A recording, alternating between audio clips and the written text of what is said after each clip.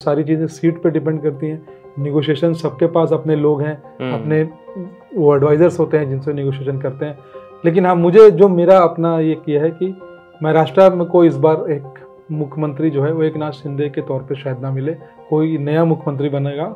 हम सब जानते हैं कि बीजेपी बहुत स्मार्टली अपना खेल खेलती है, राजनीति बहुत स्मार्टली करती है, वो केंद्र की सत्ता में है। उसके लिए किसी भी पार्टी को अपनी तरफ लाना या कुछ एमएलएस को अपनी तरफ लाना कोई बहुत बड़ी बात नहीं है। महाराष्ट्र में महायुति के बीच में सबसे बड़ी बहस ये है कि कौन मुख्यमंत्री होगा। खास तौर पर आज हम डिस्कशन करने जा रहे हैं कि क्या एकनाथ शिंदे फिर से मुख्यमंत्री बनेंगे या मुख्यमंत्री कोई और होगा। अगर यहाँ पर महाविकास आघाड़ी जीतती है तो उसके बाद एकनाथ शिंदे का मुख्यमंत्री बनने का कितना चांसेस है, क्योंकि ऐसा भी हो सकता है कि ये जब चुनाव आएंगे, नतीजे आएंगे, उसके बाद भी गठबंधन में पार्टियां इधर उधर हो सकते हैं, जिस प्रकार के संकेत दिखाई दे रहे हैं। अभी तक किसी भी दोनों गठबंधनों में साफ नहीं है कि गठबंधन के अंदर ठीक ठाक चल रहा है, ये अभी स्पष्ट नहीं कह सकते। और आज के लेटेस्ट टेक में इसी पे हम चर्चा करने वाले हैं और मेरे साथ चर्चा करने के लिए रोजाना की तरह इंडिया.com के संपादक हैं तन्वीर आजम सर।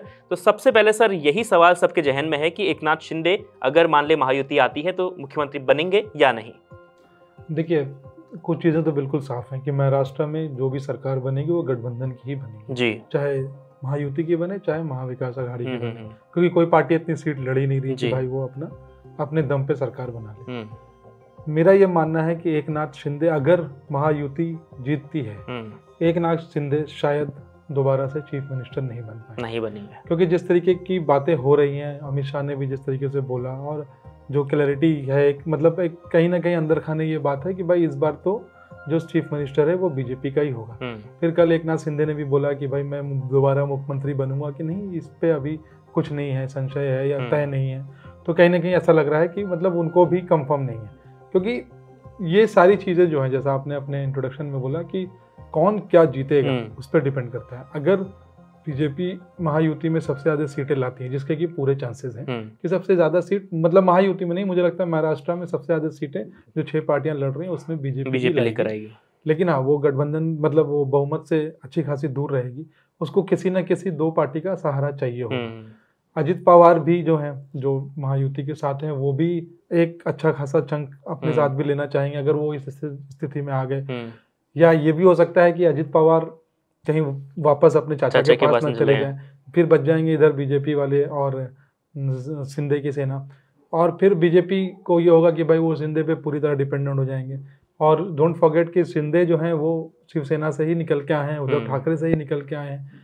कभी ऐसा हो कि भाई वो सीएम बनने की चाह में महाविकास आघाड़ी की तरफ चले जाएं।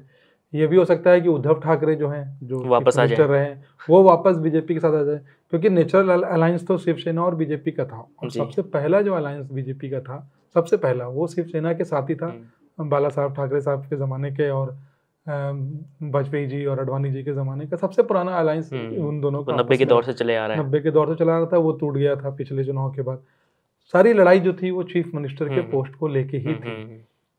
अभी भी सारी लड़ाई वहीं आके टिकेगी और ये महायुति में भी होगी। और अगर महाविकास आघाड़ी जीतती है, अगर उनके पास बहुमत आता है, तो उधर भी ये लड़ाई होगी।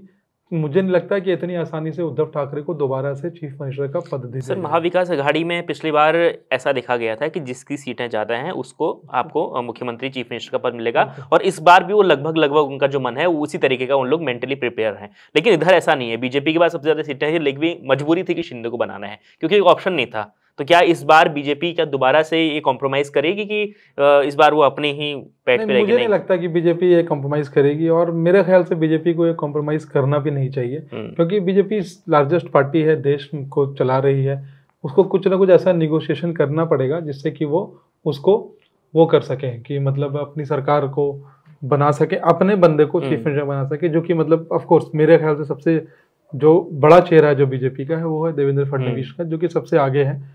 और शिंदे जो है, शिंदे को जब इन्होंने अपनी तरफ लाए और जब उस वक्त जब उन्होंने शिवसेना को तोड़ा, तो एक तरह समझ लीजिए शिवसेना को तोड़ने का गिफ्ट उनको दिया गया कि भाई आप चीफ मिनिस्टर बनेंगे। लेकिन वो तब की बात थी। अभी की इस बार चुनाव के बाद जो स्थिति आएगी 23 जब रिजल्ट आएंगे शनिवार को, वो स्थिति बिल्कुल उलट जाएगी, क्योंकि बीजेपी जो है वो बहुत स्मार्ट है।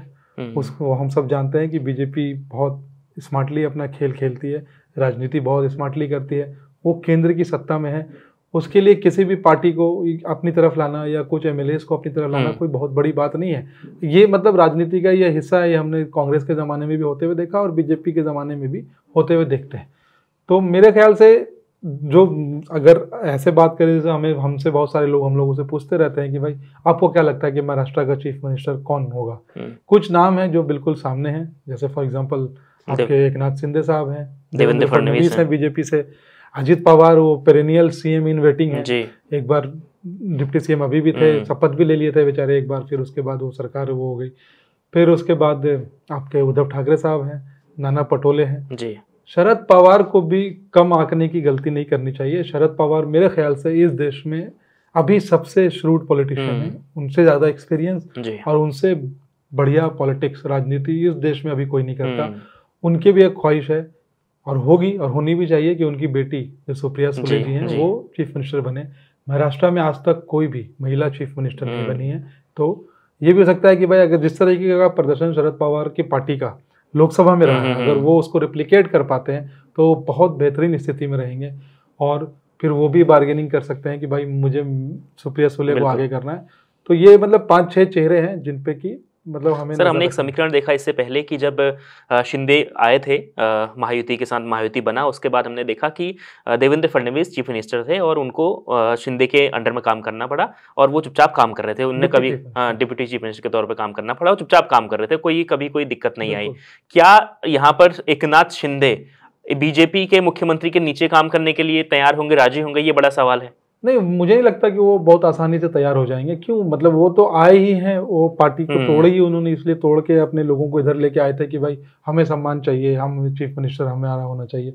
फिर वो बीजेपी के साथ क्यों जाएंगे? लेकिन ये सारी जो परम्यूटेशन और कम्बिनेशंस हैं ये रिजल्ट के बाद डिपेंड करेगी। अगर बीजेपी एकनाथ शिंदे से काफ़ी ज़्यादा सीट ले आती है, जिसके की चांसेस ज़्यादा नहीं है। एकनाथ शिंदे की भी जो सीट्स हैं, जो पॉकेट्स जहाँ पे लोकसभा में भी उन्होंने अच्छा प्रदर्शन किया, बल्कि बीजेपी से ज़्यादा अच्छा उनका स्ट्राइक रेट था। सबसे कम अजित पवार का था, उसके बाद बीजेपी और उसके बाद एकनाथ शिंदे सबसे, इस महायुति में सबसे बेहतरीन परफॉर्मेंस उनका था। अगर वो उस परफॉर्मेंस को रिप्लिकेट कर देते हैं तो फिर वो भी मतलब ऊपर रहेंगे बार्गेन करने में।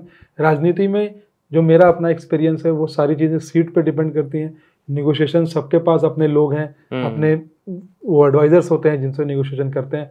लेकिन हाँ, मुझे जो मेरा अपना ये किया है कि महाराष्ट्र में कोई इस बार एक मुख्यमंत्री जो है वो एकनाथ शिंदे के तौर पे शायद ना मिले, कोई नया मुख्यमंत्री बनेगा और जिसके सारे चांसेस मुझे ये लगते हैं कि भाजपा का ही मुख्यमंत्री होगा। इन दोनों गठबंधनों में सर एक चीज सामने ये आ रही है कि हमने देखा है कि महाविकास अघाड़ी की तीनों पार्टियां मजबूत स्थिति में है। वहीं पर हम अगर महायुति देखते हैं तो अजीत पवार थोड़े से कमजोर नजर आते हैं औरों के मुकाबले। क्यों, क्या ये नुकसान करेगा महायुति को? बिल्कुल करेगा। देखिए, अजीत पवार ने लोकसभा में भी महायुति को नुकसान हुआ। अजीत पवार की पार्टी 10 सीटों पर लड़ी, केवल 1 सीट जीत पाई।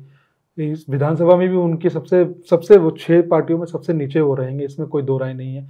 प्लस जिस तरीके का उनका जो एक वोट बैंक है, सेकुलर वोट बैंक, वो भी उनसे छिटक रहा है क्योंकि इस तरीके की बयानबाजी। तो मुझे लगता है Ajit Pawar is the weak link. Mahayuti, Mahavikas Aghadi में ऐसा कोई वीक लिंक है नहीं। तो उसकी वजह से जैसे बहुत सारे हमने ओपिनियन पोल देखे जिसमें कि ये दिखा रहे हैं कि महाविकास अघाड़ी जीत रही है जी। तो यही एक वजह है कि वो जीतते हुए दिख रही है। अदरवाइज बीजेपी अपनी जगह पे कायम है। बीजेपी की सीटें ज़्यादा नीचे नहीं जाएंगी, बल्कि एक आध सीट ऊपर ही आ जाए। बीजेपी ज़्यादा लूज नहीं करेगी। कांग्रेस गेन करने की स्थिति में दिख रही है मुझे, और कांग्रेस गेन करेगी, शरद पवार की पार्टी थोड़ा बहुत गेन करेगी। लॉस जो है वो अजित पवार का होगा, शिंदे की पार्टी का भी थोड़ा लॉस है। बिल्कुल सर, इस बीच कई सारे सर्वे आ रहे हैं, हम लोग देख रहे हैं कि आरएसएस भी खूब मेहनत कर रहा है महाराष्ट्र में। और उसी बीच जब मुख्यमंत्री को लेकर बातचीत थी, अमित शाह ने कहा कि अगला मुख्यमंत्री एकनाथ शिंदे हो या कोई भी हो सकता है। ज्यादातर उनका इशारा था कि बीजेपी का ही मुख्यमंत्री होगा। उसके बाद शिंदे का भी बयान आ गया। तो ऐसे में क्या शिंदे के जो वोटर्स हैं, क्या उनका मूड भी है कि अब तो हमारा मुख्यमंत्री तो बन नहीं रहा, इससे बढ़िया हम उद्धव के गुट को वोट दे दें? इस तरीके से वोट का जो सर्कुलेट हो सकता है, कि आपको लगता है? वोटर्स को तो ऐसा लगता है, वोटर्स तो आखिरी समय तक अपने लोगों को ही जिताना चाहते हैं। लेकिन उनको शिंदे को हराने में या अपनी पार्टी को हरा के उद्धव ठाकरे को वोट करने में मुझे नहीं लगता कि उसके पीछे उनके बहुत ज़्यादा इंसेंटिव उनके पास है, क्योंकि शिंदे फिर भी उनके पार्टी के हैं और उद्धव ठाकरे अलग हो चुके हैं बिल्कुल। और जिस तरीके की लड़ाइयाँ हैं उसको देखते हुए मुझे नहीं लगता कि वो उद्धव ठाकरे के साथ जाएंगे। बिल्कुल, तो देखिए हम लगातार बातचीत कर रहे थे, आपका सुबह सवाल था, लगातार आप भी सवाल हम लोगों से कर रहे थे कि कौन मुख्यमंत्री होगा, क्या एकनाथ शिंदे दोबारा से मुख्यमंत्री बन सकते हैं या नहीं। तो हमारा जो एनालिसिस है वो बहुत मुश्किल है एकनाथ शिंदे के लिए मुख्यमंत्री बनना, क्योंकि यहाँ पर लड़ाई है सीटों की। जो अधिकतर सीट लेकर आएगा 23 तारीख को वही अगला मुख्यमंत्री, उसी की पार्टी का अगला मुख्यमंत्री होगा। बीजेपी की सीटें ज्यादा होंगी तो बीजेपी क्लेम करेगी कि हमारा मुख्यमंत्री हो।